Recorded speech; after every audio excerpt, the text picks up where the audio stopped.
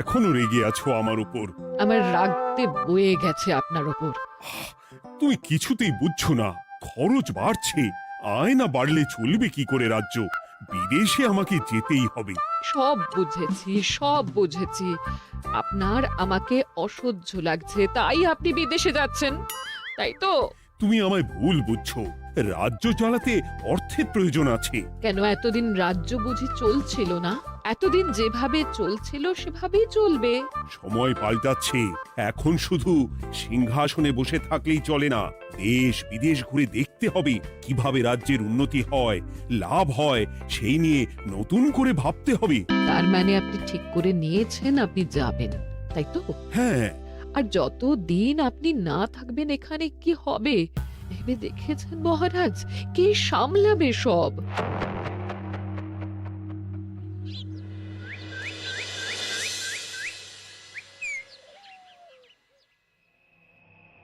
চিঠি?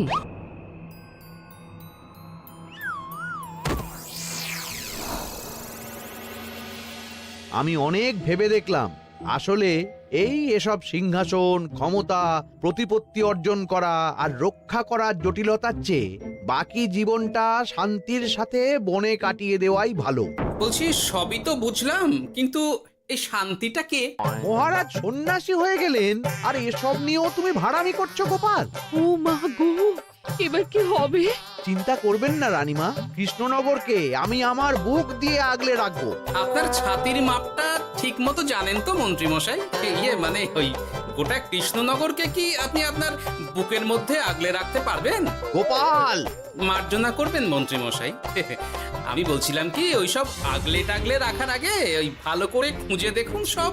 মানে কি বলতে চাইছো কি তুমি? মহারাজকে খুঁজে বার করুন মন্ত্রী মশাই, লোক পাঠান। তিনি হয়তো এখনো বেশি দূর যেতে পারেননি। এটা কিন্তু ঠিক বলেছে গোপাল, তাকে একবার যদি খুঁজে পাই আমরা। আপনি চিন্তা করবেন না রানীমা, আমি এক্ষুনি লোক পাঠাচ্ছি। আর গোপাল, রানীমাকে বিশ্রাম নিতে দাও। যাও এখন, যত সব।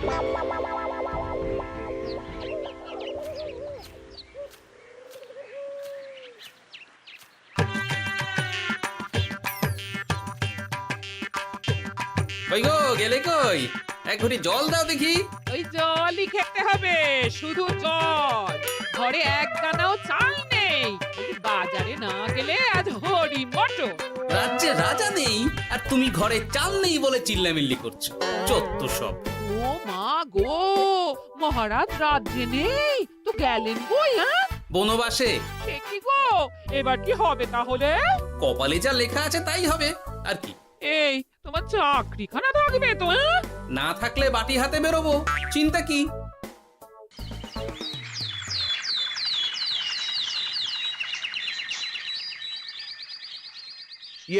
মহারাজ যখন নেই তখন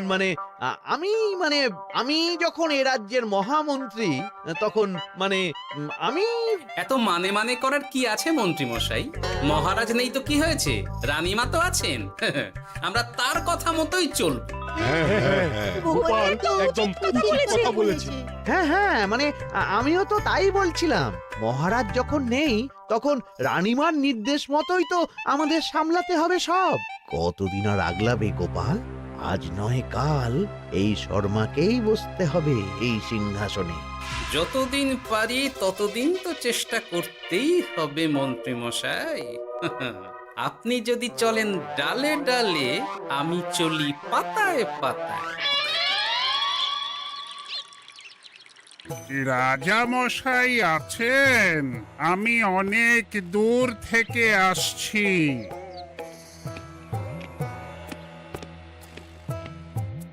মন্ত্রীমশাই, একজন সাধু এসেছেন রাজামশাইয়ের সঙ্গে দেখা করতে। বলছেন অনেক দূর থেকে এসেছেন। জানো না মহারাজ এখন নেই? যাও, চলে যেতে বলো ওকে। মহারাজ নিরুদ্দেশ। এই মুহূর্তে সত্যিই যদি কোনো প্রাজ্ঞ সাধু বাবা রাজবাড়িতে তার পায়ের ধুলো দেয়, বলা তো যায় না যদি মহারাজের হদিস তিনি দিতে পারেন। ঠিক ঠিক একদম ঠিক বলছেন পণ্ডিত মশাই। বেশ বেশ, ডেকে আনো তাকে, দেখি সে কি বলে। মহারাজ, আমার প্রণাম নেবেন। উনি মহারাজ নয়, উনি মন্ত্রী। আসুন সাধু বাবা, আসুন। আসন গ্রহণ করুন।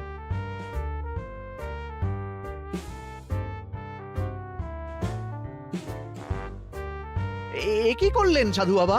এটা তো মহারাজের সিংহাসন। আপনার জন্য আমি অন্য আসনের ব্যবস্থা করে দিচ্ছি, আপনি বরং সেখানে বসুন। ওহ, রাজাই যখন নেই তখন তার সিংহাসনে বসতে ক্ষতি কি? আপনি কি করে জানলেন মহারাজ নেই? বুঝলে না, সাধু বাবা যে অন্তর্যামী গোপাল। এবার কি হবে? উনি যদি বলে দেন মহারাজ কোথায় আছেন, তাহলে তো আমার আর বাবা পণ্ডিত মশাই, আগেই ওরকম হামলে পড়বেন না। আচ্ছা, আপনি যদি অন্তর্যামী হন, বলুন তো আমাদের রাজা মশাই কোথায় গেছেন? জবর জটা কালো চুলে দেনামা অতীত বলেন। বুম! মহারাজ বনবাসে গেছেন। এটা যখন বলেছেন সাধু বাবা, তাহলে মহারাজ এখন কোথায় আছেন সেটাও নিশ্চয়ই আপনি বলে দিতে পারবেন। গোপাল, সব বিষয়ে নাক গলিও না তো তুমি।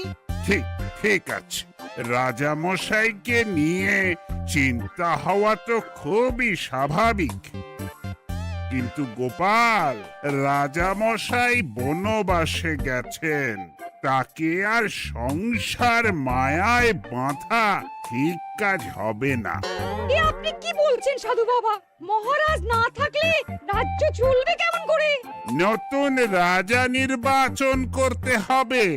এই তো খেলা জমে গেছে, একে দিয়েই কাজ হবে মনে হচ্ছে। সাধু বাবা, এসব নিয়ে নয় পরে আলোচনা করা যাবে। এই কে আছো? সাধু বাবার পা ধুইয়ে দাও ভালো করে। না, বিষয়টা ঠিক সুবিধের মনে হচ্ছে না। আহা মন্ত্রী, করেছ কি? আমি সাধু মানুষ, এত খেতে পারি কি? ও বললে হবে না সাধু বাবা, আপনার জন্য নিজে দাঁড়িয়ে থেকে মহারাজের খাস হালুই করকে দিয়ে রাঁধিয়েছি সব। দেখুন না একটু, অমৃত অমৃত। বেশ বেশ, এত করে বলছো যখন, বাহ বাহ, চমৎকার চমৎকার।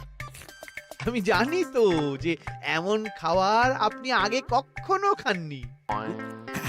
তা বটে বটে, ভেবেছিলাম কটা দিন বিশ্রাম নিয়ে চলে যাব। এখন দেখছি যা আদর আতিথেয়তা শুরু করেছো তোমরা, তাতে তো মাস কয়েক কাটিয়ে না গেলে আমারই লোকসান হবে। থাকুন না, থাকুন, যতদিন ইচ্ছা থাকুন।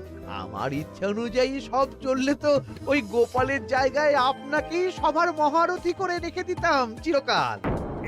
এসব কি বলছো মন্ত্রী? কেন, পরিকল্পনাটা মন্দ নাকি? আমি হব এই রাজ্যের নতুন রাজা, আর আপনি হবেন আমার রাজসভার প্রধান মহারথী। বটে, কাজটা খুব একটা কঠিন না। মহারাজ বনবাসে, আর আপনি নিজেই তো বললেন তাকে ফিরিয়ে আনাও ঠিক হবে না। তাহলে তা বলেছি, কিন্তু বাকি অন্যান্য সভাসদেরা আছে, তারা তো। আরে ছাড়ুন তো ওদের কথা। আকাশে হাত ছড়িয়ে আর একবার মন্ত্র পড়ে নেবেন, বলবেন এই রাজ্যের রাজা হওয়ার ক্ষমতা একমাত্র আমার মধ্যেই আছে। ব্যাস, সবাই মানতে বাধ্য। তারপর আমার একটা হিল্লে হয়ে গেলে আপনারটার ব্যবস্থাও আমি করে দেব, বুঝলেন? বুঝলাম, একেবারে জলের মতো পরিষ্কার। ব্যাস, কালই তাহলে কাজ শুরু করে দিন। বেশি দেরি করে তো লাভ নেই। বলা তো যায় না, মহারাজের যদি রানীমার জন্য মন কেমন করে, রাজ্যে ফিরে আসে, ওসব হওয়ার আগেই সেরে ফেলতে হবে সব কাজ। রাজা হওয়ার খুব তাড়া দেখছি তোমার মন্ত্রী। ওপরে ওঠার ইচ্ছা কার না থাকে বলুন তো সাধু বাবা? আর মাত্র কটা দিনের অপেক্ষা, ব্যাস, তারপরেই এই সিংহাসনের মালিক হব আমি। কৃষ্ণনগরের নতুন রাজা হব আমি।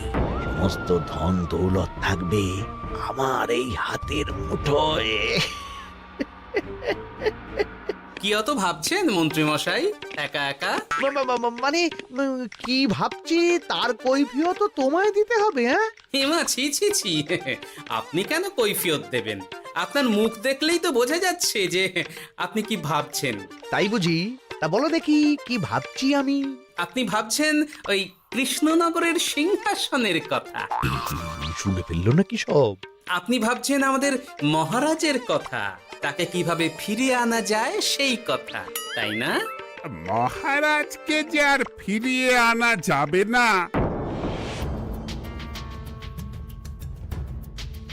সে কথা তো আগেই বলেছি। তাই যদি হয় সাধু বাবা, আপনি এর একটা কিছু বিহিত করুন, না হলে রাজা ছাড়া রাজ্য।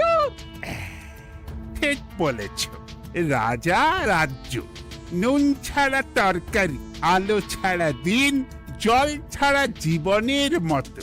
তাই যত দ্রুত সম্ভব নতুন রাজা নিয়োগ করা দরকার। কিন্তু এ বিষয়ে সিদ্ধান্ত নেওয়ার আগে রানীমার সাথে কথা বলা জরুরি। তার চেয়েও জরুরি একটা কাজ আগে করা দরকার। কিসের কথা বলছেন মন্ত্রী মশাই? গোপালের বহিষ্কার। এ আপনি কি বলছেন মন্ত্রী মশাই? একে রাজা মশাই, তার মধ্যে গোপালের মতো বিচক্ষণ মানুষকে রাজসভা থেকে বহিষ্কার করলে তো রাজ্যেরই ক্ষতি। এটাই হচ্ছে সমস্যা। এই কক্ষে যার যেটা কাজ নয় সে সেটা নিয়ে বেশি চিন্তিত। তুমি বিজ্ঞানী মন দাও, রাজকাজ আমার দায়িত্ব। তাহলে এরকম সিদ্ধান্ত নেওয়ার আগে সবার সাথে আলোচনা করা দরকার। কোনো দরকার নেই, আমি যা বলেছি তাই হবে। রাজ্যের ব্যয়ভার বাড়ছে, এই মুহূর্তে কোনো ভাঁড়কে অযথা বেতন দিয়ে পোষার কোনো মানে হয় না। তাই গোপালেরও কাল থেকে রাজসভায় আসার কোনো দরকার নেই। সবই আমি বুঝতে পারছি মন্ত্রী মশাই। বেশ, আপনি যখন বলছেন, এই আমার শেষ দিন রাজসভায়, চলি সবাই, ভালো থাকবেন।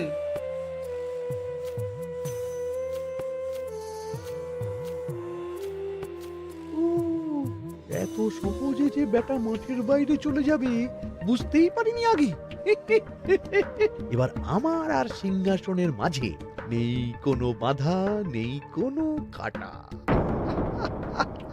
তুমি চিন্তা করো না, আমি নিজে মন্ত্রীর সাথে কথা বলবো। না না রানীমা, সেসবের দরকার নেই। মহারাজ ছাড়া রাজবাড়ি শূন্য শূন্য লাগে, আমারও মন লাগছে না এখানে। বেশ, যা ভালো বোঝো তাই করো, তবে ডাকলে এসো কিন্তু। হ্যাঁ রানীমা, নিশ্চয়ই আসবো। এখন আমি চলি। যাক, এই কদিনে মাথাটা খেলানোর সময় পাওয়া যাবে একটু, না হলে কেমন যেন গুলিয়ে যাচ্ছে সব। কি যে বলো গোপাল দাদা, এই শেষ দুটো শাকের আটি নিয়েও দরদাম করবে তুমি? ওরে, আমি বেকার মানুষ, দরদাম না করে উপায় আছে আমার? হ্যাঁ, শোনো শোনো শোনো, মহারাজ কৃষ্ণচন্দ্রের অবর্তমানে কৃষ্ণনগরে নতুন রাজা হিসেবে নির্বাচিত হবেন রাজ্যের মহামন্ত্রী। সেই শুভানুষ্ঠানে রাজবাড়িতে আমন্ত্রণ রইল। এসব কি হচ্ছে বলো তো গোপাল দাদা? ভিতরের খবর আছে নাকি কিছু? না গো ভাই, তুমিও যা জানো আমিও ততটুকুই জানি। ও গোপাল দাদা, ব্যাপার কি? এ সময় এখানে কি চাই? রানীমার জরুরি তলব, এখনই ওই রাজবাড়ি যেতে হবে তোমাকে। কিন্তু আমার যে বাজার হয়নি এখনো। আরে ওসব বাজার টাজার পরে হবে, তুমি এখন আমার সাথে চলো তো। মন্ত্রীকে আমি বিশ্বাস করেছিলাম, ও যে এইভাবে বিশ্বাসের সুযোগ নেবে আমি একদম বুঝতে পারিনি। আমাদের এক্ষুনি অন্যান্য সভাসদদের সাথে কথা বলা দরকার রানীমা।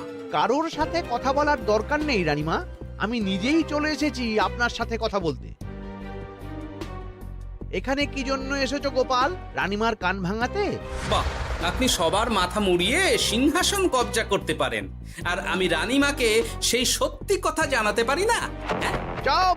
ভুলে যেও না, আমি কৃষ্ণনগরের হবু রাজা। মুখ সামলে কথা বলবে আমার সাথে। এসব কি হচ্ছে মন্ত্রী মশাই? রাজা মশাই নেই, সেই সুবাদে এ কি শুরু করেছেন আপনি? আমায় আপনি ভুল বুঝবেন না রানীমা, আমার হয়ে যা বলার সাধু বাবাই আপনাকে বুঝিয়ে বলবে সব। উনি আর কি বোঝাবেন? কতদিন এসেছেন উনি, কি জানেন এই রাজ্যের বিষয়ে? সাধনা মা, সবই সাধনা। সাধনার জোর থাকলে সবকিছুই জানা যায়। ভূত ভবিষ্যৎ অতীত সব। সেই জোর থেকেই বলছি মা, মন্ত্রীর কপালে আমি জ্যোতি দেখতে পাচ্ছি।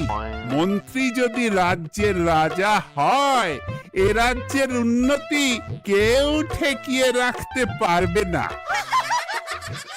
আপনাদের একটা কথাও বিশ্বাস করি না আমি, এসব আপনাদের ষড়যন্ত্র। এ আপনি ভুল করছেন রানীমা।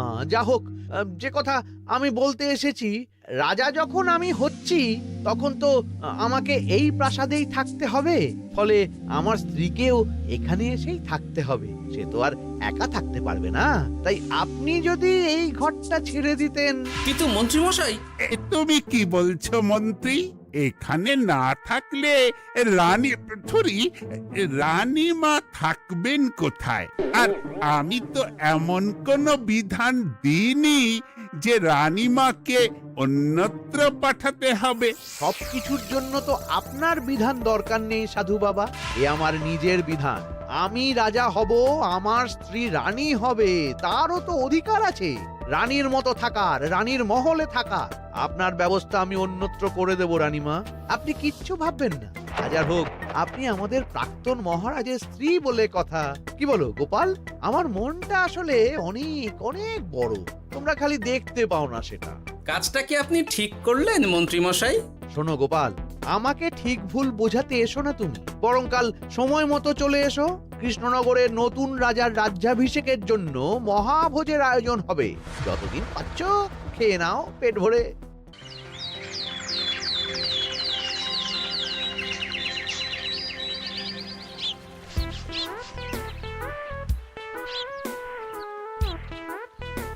আরে এগুলো আবার কি পরে আছে এখানে? কি এ তো মহারাজের পোশাক। এখানে এসব কি করে এলো? তাহলে কি মহারাজ? না না না, হিসেবটা কেমন যেন ওলট পালট হয়ে যাচ্ছে। সময় তো হয়ে গেল, নতুন মহারাজকে ডাকুন এবার। এসে গেছি, এসে গেছি। আসুন মন্ত্রী মশাই, আসুন। মুকুট নিয়ে দাঁড়িয়ে আছি আপনার মাথায় পরাবো বলে। সাধু বাবা, এবার মহারাজ বলা অভ্যাস করুন। মহারাজ। মহারাজের হদিশ পাওয়া গেছে মন্ত্রীমশাই, মহারাজের হদিশ পাওয়া গেছে। এই কি স্বপ্নেছে কথা? মহারাজের হদিশ পাওয়া গেছে মানে কোথায় মহারাজ? না না, মহারাজ না, মহারাজের পোশাক পরে আছে পুকুরের ধারে। আমার মনে হয় তিনি ওই পুকুরে ডুব দিয়ে নিরুদ্দেশ হয়ে গেছেন। ও তাই বলো? তা বেশ তো, প্রাক্তন রাজার জন্য না হয় কিছুক্ষণ নীরবতা পালন করে নেব আমরা, ব্যাস। এ আপনি কি বলছেন মন্ত্রী মশাই? মহারাজ সত্যি ওই পুকুরে ডুব দিয়েছেন কিনা সেটা তো তুলিয়ে দেখা দরকার একবার। সেসব হবে আমি রাজা হওয়ার পর। নিন সাধু বাবা, মুকুট পরান। কিন্তু মন্ত্রীমশাই, আরো একটা দুঃসংবাদ আছে যে। ও আবার কিসের দুঃসংবাদ? মহারাজ যে পুকুরে ডুব দিয়েছেন সেই কথা বলতেই রানীমা অজ্ঞান হয়ে গেছে। তুমি যে কি করো না গোপাল, শুভ সময়ে অশুভ একটা সংবাদ দিয়ে দিলে তো সব বরবাদ করে। এই কে আছো? গ্রেপ্তার করো গোপালকে। তার আগে তোমায় গ্রেপ্তার করা হবে। এত বড় সাহস তোমার? হবু রাজাকে গ্রেপ্তার করার কথা বলো তুমি? আজ তোমার একদিন কি আমার একদিন। কিসের হবু রাজা? আমি কৃষ্ণনগরের আসল রাজা। হ্যাঁ, আমি।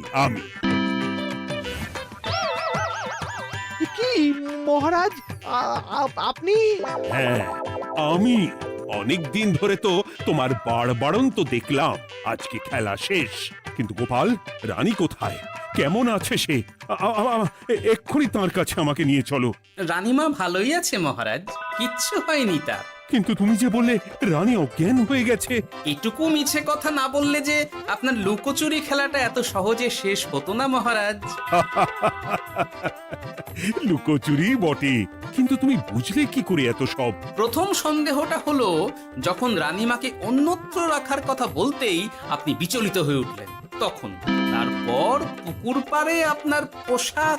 ব্যাস এটুকুই, আর কিছু নয়। আর প্রথম দিন রাজসভায় এসেই সোজা সিংহাসনে চড়ে বসা, ব্যাস। একে একে 2 আর 2 এ 2 4 করে ফেললাম। তারপর মনে হলো রানীমার প্রতি টান ফিরিয়ে আনতে পারে আপনাকে আপনার আসল রূপে। তাই এই মিছে কথা। অধমের অপরাধ মার্জনা করবেন মহারাজ। গোপাল, তোমার তুলনা নেই।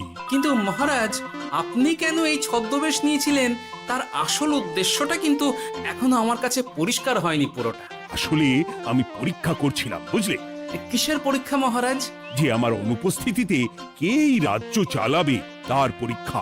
এবং আমি ঠিক করেছি যে কদিন ব্যবসার কাজে আমি বাইরে থাকবো ততদিন রানীর পরামর্শ মতো সমস্ত কিছু সামলাবে গোপাল।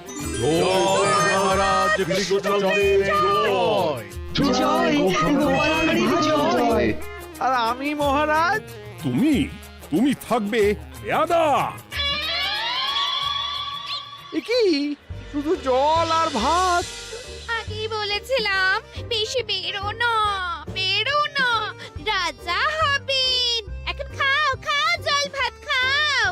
চেষ্টায় তুমিও আমাকে ভুল বুঝলে গিন্নি।